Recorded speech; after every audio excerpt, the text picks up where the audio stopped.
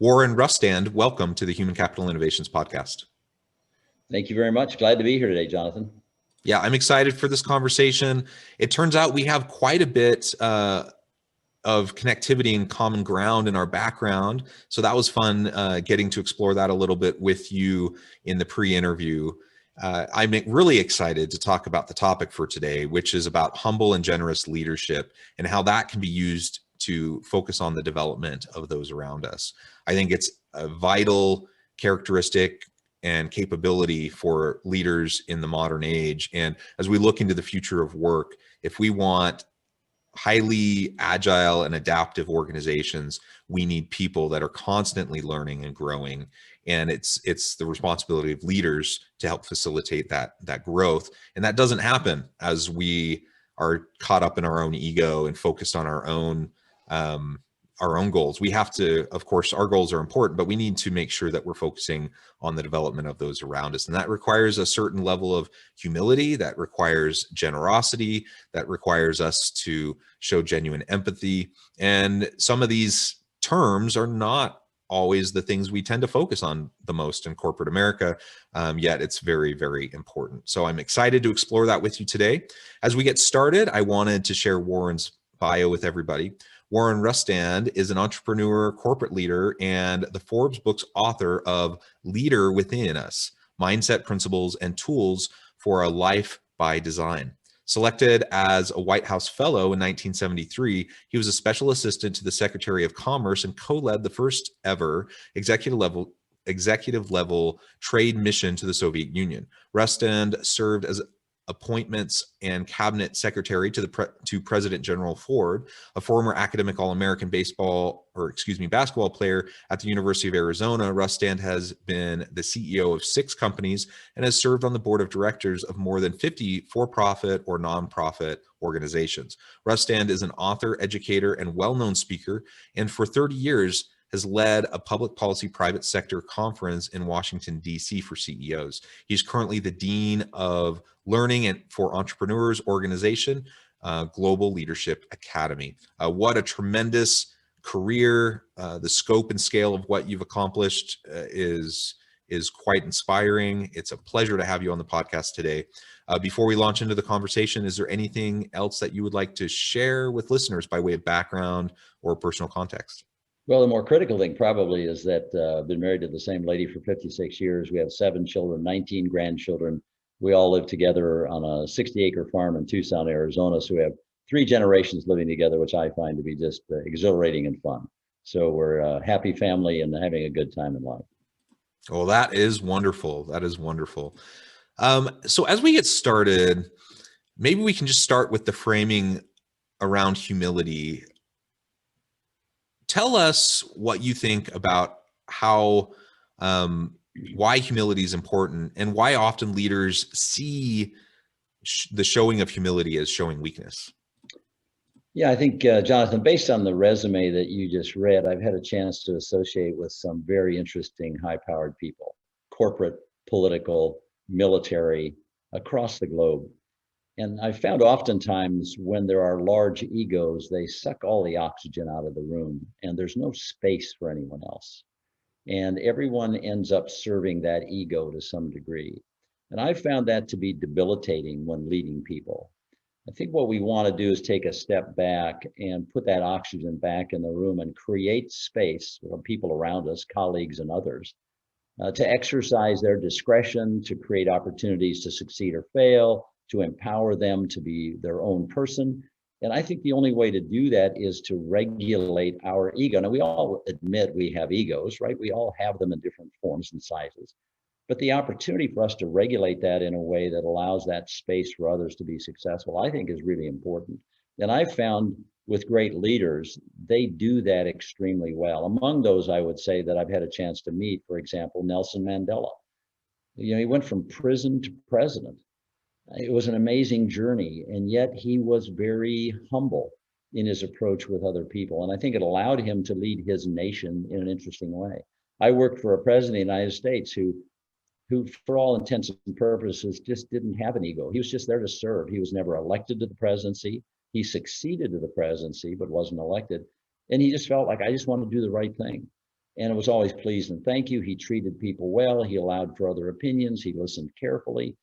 Those are the kinds of leaders, I think, in the end, that build great teams, that have great cultures, and that have better results. So humility is a necessary ingredient, in my opinion, necessary ingredient for leadership success. In fact, I would argue that it's the most important ingredient for leadership success. Yeah, I completely agree. And so then I wonder, like everything you said, to me, it's just part of my paradigm, I suppose. And so that's why it sounds so obvious, but it's not always obvious to other people. And oftentimes people do think it's just a show of weakness. So what do you say to people who are hesitant to show genuine humility amongst their people? Well, I try to issue examples. To try to say that let's look at these people. Mandela would be among them. Ford might be among them. General Brent Scowcroft, Colin Powell. I mean, I think we can think of a lot of people who are very highly regarded, who have managed their ego in a way. And I think of ego as our willingness to subordinate our interests to the interests of others. It's a bit like the definition of servant leadership, the book that was written in 1908 by Robert Greenleaf. This notion of allowing others to succeed and helping others succeed. I think the sign of a great leader is the number of people that grow in leadership under them and with them, that they influence for good, that they influence for leadership. You know, there are a lot of head coaches, for instance, football coaches, basketball coaches in Division I, right? And many of them have assistant coaches who go on to have careers of assistant coaches, but many of them go on to become head coaches because they have been led in a way that allows them to succeed and fulfill their next obligation, which is that of a head coach. And I think there are those who always have subordinates and always have employees. There are others who have colleagues and friends, and they make leaders. I think the role of a leader is to create leaders. I think that's our job. And I think we forget that sometimes in our pursuit of our own egos. I would guess also, Jonathan, you and I might agree that we live in this sort of narcissistic, individualistic, personal brand kind of world right now, principally because of social media. And everybody's putting themselves out there in an interesting way. I still think there's a lot of space for humility. I think there's a lot of open ground for humility. And I think each of us can do better at that. When we do, we allow others to be what they want to be. And I think that's really what our world should be about. Yeah, I love that. And I have to admit, that's one of the things that I personally really struggle with, because on the one hand, I feel like I got to create my personal brand. I got to get out there on social media, on LinkedIn and such. I need to share the content that I'm creating, but I hate self promotion. I really wish, I wish I didn't have to do it at all. And so it's this kind of uncomfortable spot. But I guess that's one of the things that perhaps is the difference between someone who's fully ego driven. We all have ego, of course, but someone who's fully ego driven versus those who are at least making the attempt to keep their ego in check, is that you do sometimes feel that discomfort, and you recognize that you're not, no matter how much you've accomplished, no matter how much you've achieved, the people you've worked with, the degrees you've earned, all of the nice accolades you may get, you're still just a person trying to help develop other people. And if that's our focus, then I think that's great, and we can share that. And that comes across though very differently, both on social media, but of course definitely in person when you're interacting with people, because they can sense your genuine caring, your genuine desire to have a meaningful relationship and to help them grow outside of whatever that may produce for you. So I just really love that. And you described leaders with huge egos as like sucking the air out of the room. We've all experienced that. And it is frustrating, especially when you have really talented people around the room who you should be tapping into. You should be leaning on them and learning from them and getting their diverse perspectives and their expertise and leveraging that to help come up with better solutions, better outcomes, innovative looks at the challenges that you're facing.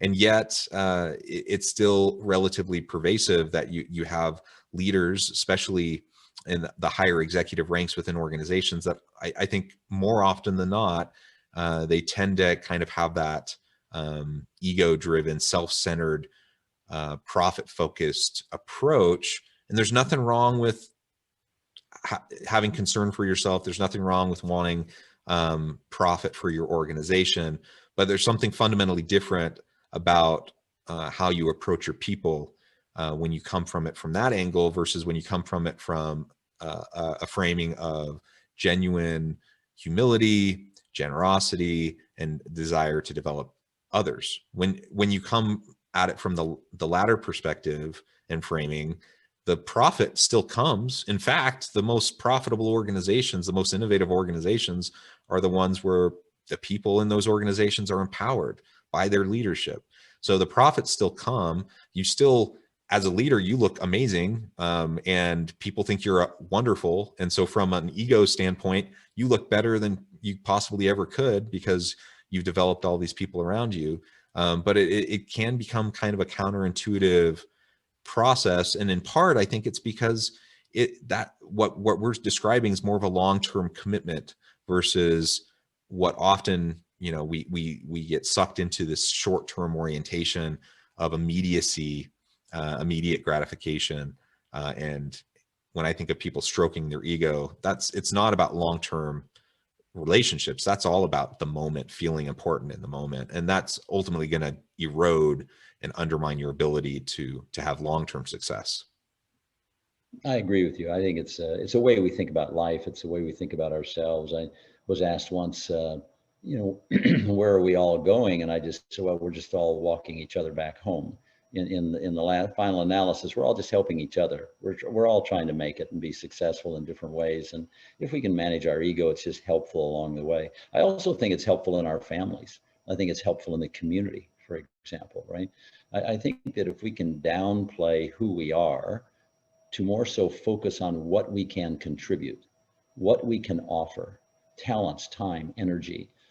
I think it changes our perspective just a little about ourselves, and I think that's helpful. We all struggle with this in some ways. We try to manage it. And I'm always looking for the person who's the same on stage as they are off stage, right? Too many people we see on stage as being one thing, off stage being something very different. And I'm always looking for the person who has that complete consistency of being the same person all the time. Yeah, I really agree with that. And I think back to my teenage years and some of the disillusionment I felt around leadership and some people that I really looked up to, until I saw them in those offstage moments. And then I realized, oh my goodness, these people are not nearly as wonderful as I thought they were. And now, you got to be generous with people. Nobody's on all the time. And, people have moments of weakness, or, nobody's perfect, right? So you got to be generous and forgiving. But it was a bit of a disillusionment at that point in time. That was probably one of the first times I distinctly remember. I was maybe 13 or something. But I distinctly remember having that reaction to someone that I just looked up to so much. And then I saw him in an offstage setting and I was blown away. I was devastated. and, Yeah. and to your point, we want, I want to be someone who's genuine and authentic all the time. That's not always going to happen. I'm not always going to be perfect at that, but I strive for that. And I want to surround myself with people like that.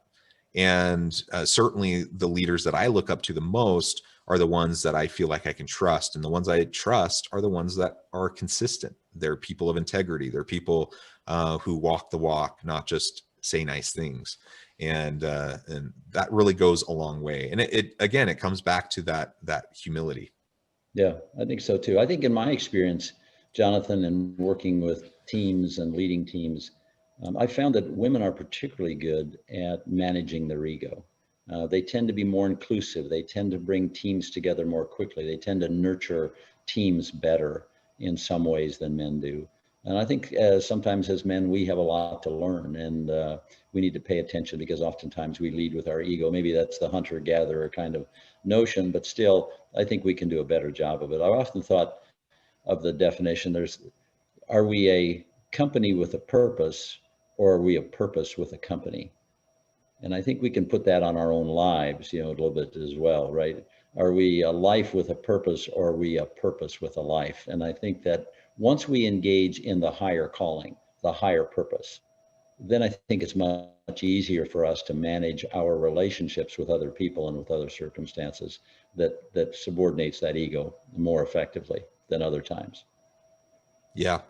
And I think it connects, but let's dig in a little bit and get a little bit more explicit about the role of collaboration and delegation as leaders, because nobody can be successful as an island. I don't care how skillful you are, how much of a genius you are. You have to have good people around you, or you just, in this hyper competitive, globally interconnected world where a fast paced, continuous change, like you just have to have good people around you.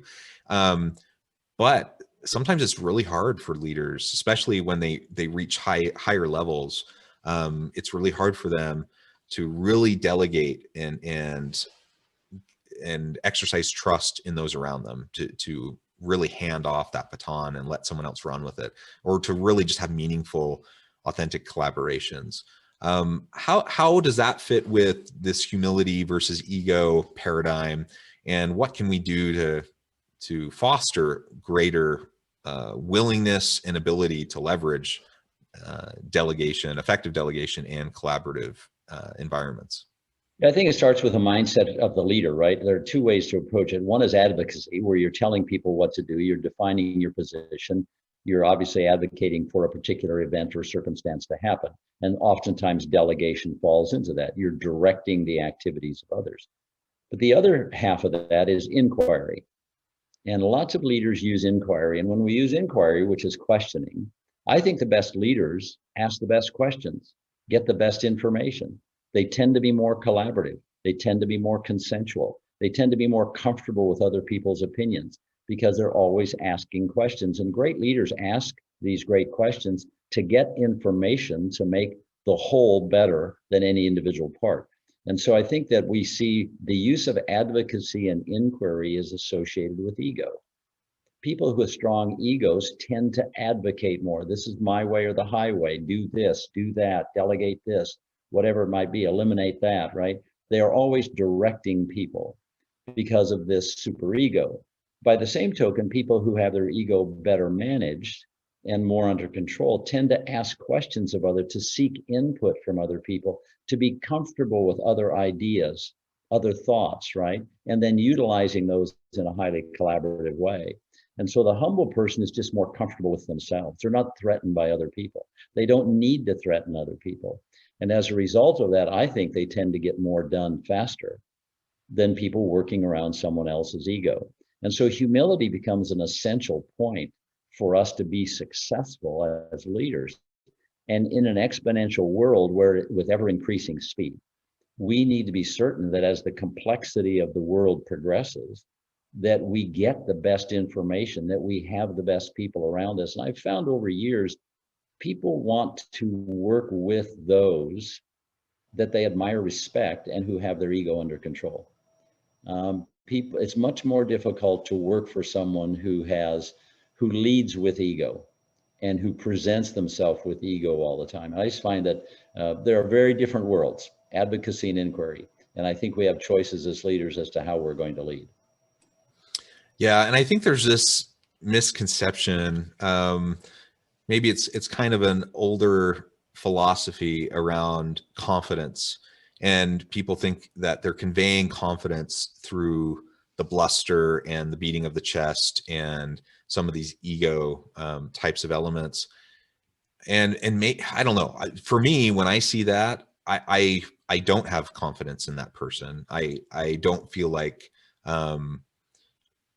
they would be doing that if they had more confidence in what they were doing. And so the true confidence that I have in people, the trust that I develop in people, it comes from the confident calm that people convey as they interact with really, in group settings with really difficult situations. And those that are conveying this ego-driven confidence, I just see it as insecurity. I see it as someone who actually doesn't have as much trust or faith in their people or in their own solution. And so they're trying to take a shortcut in getting people to buy into what they're doing by trying to portray themselves as more confident than really is warranted. So, I mean, really, in my mind, if you want to develop trust, if you want to develop genuine relationships, which are so important in the workplace, if you want to develop your people, and you really want people to have more confidence in you, and you want to be seen as someone who's very confident, it comes back to humility, that confident calm that you convey. And it's people's BS meter is usually pretty finely tuned, and we can sense when someone is full of it. And on the other hand, we can sense when someone's pretty darn genuine. We don't expect them to be perfect, but we can sense that they're making real consistent effort, and we appreciate that. So that's what I think leaders need to be striving for. Well, I think so too, and I certainly agree with what you've just said. Very often, the confident leader doesn't have to extend themselves from their ego because they're confident of who they are. They're comfortable with who they are. It's okay, and it's okay if others around them are better. In fact, as leaders, I think you and I, Jonathan, would hope to attract people that are a lot smarter than we are. They're a lot better than we are. If we're the smartest person in the room, we're all in trouble, right? I mean, Yes. if I'm the smartest guy in the room, we're not going anywhere. I need people that are smarter than I am around me. So I just think the confident leader doesn't have to promote the ego, right? It's just not necessary. And so I think that when we discover that, we understand that, and we are comfortable being around that kind of leader, we'll find that we will develop more. I had the opportunity as a young man in various settings to be around people who had their egos under control, who were authentic, who were vulnerable, who were realistic and honest. And when you're around people like that, it just allows you to grow so much faster. It allows you to be the person you want to be and to show what you can do. And I think that's just a better place to be. And it's better for all those around us. I've had a chance to lead multiple corporations, and we've always built strong teams. We've always tried to be highly collaborative and to be certain that everyone had the opportunity to breathe freely and openly in that environment and space. And I think it's been beneficial for all of us who have participated in those environments. Wonderful. Well, Warren, it has been a real pleasure talking with you. The time has flown by. But before we close, I want to give you a chance to share with listeners how they can get connected with you, find out more about your work, your coaching, your mentoring, the consulting work that you do, and then give us a final word on the topic for today.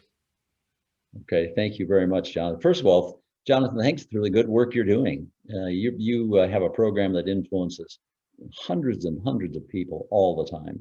And that's an important work that you're doing. I really appreciate that. I've spoken to many people who have listened to your podcast over a long period of time. And they just find that what you're giving and what you're offering is so important and so good. If someone wants to reach me, they can go to warrenrustand.com and they can get a copy of the book, Warren, The Leader Within Us. It's an opportunity to set forth the principles of a life by design. If you really want to control your life, manage your life, and be the person you want to be, the book will give you that prescription, which is good. But there are also Facebook episodes, or some other speeches, or other kinds of things there that could be helpful to you.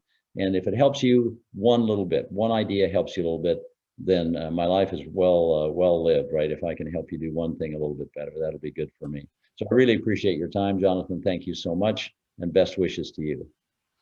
Thank you. And it has been a pleasure. I really encourage listeners to reach out, get connected with Warren, find out more about what he can do for you. And as always, I hope everyone can stay healthy and safe, that you can find meaning and purpose at work each and every day. And I hope you all have a great week.